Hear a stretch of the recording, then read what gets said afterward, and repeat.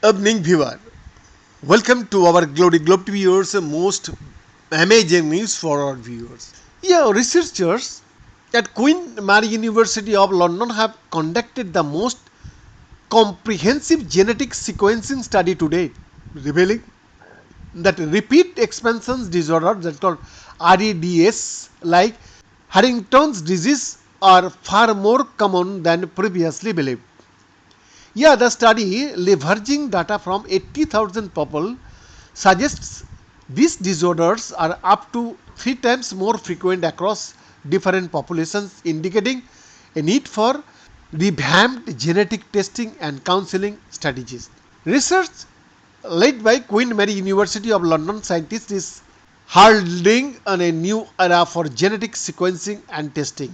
In the largest study of its kind of date to date, published today, October 1st, in the journal Nature Medicine, an international group of researchers led by Queen Mary used new bioinformatics techniques to scan the genetic profiles of 80,000 people to understand the frequency of specific expansion of short repetitive DNA sequences in the general population.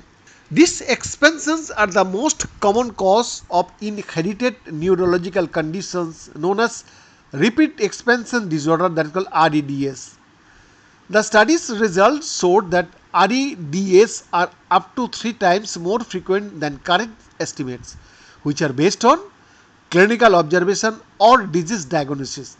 It was also found that their frequency is common between different populations. Dr. Arina Tusi, clinical reader in genomic medicine at Queen Mary University of London, who led the research, said this very important advance may indicate that RADs like Huntington disease are nearly 3 times more common than we think, meaning we are underdiagnosing these conditions. Alternatively, the presence of certain DNA repeats may not lead to illness in some people. This could herald a major shift in how we think about genetic testing, profiling, and counseling. These findings were only possible because we are able to study whole genomes from the 1 lakh genomes project in many individuals at scale.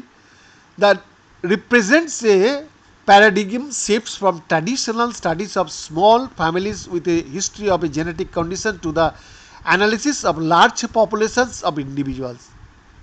Yeah, their next steps will be to study large cohorts of people that carry these genetic changes to help us better understand what leads them to develop in certain individuals.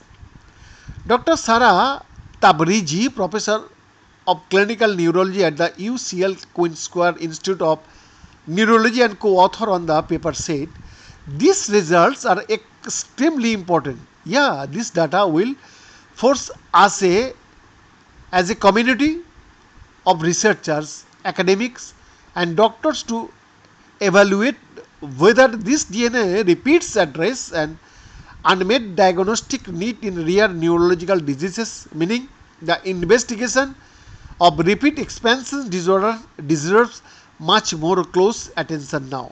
BNS exclusive report, Glory Globe TV, Delhi, Bharat.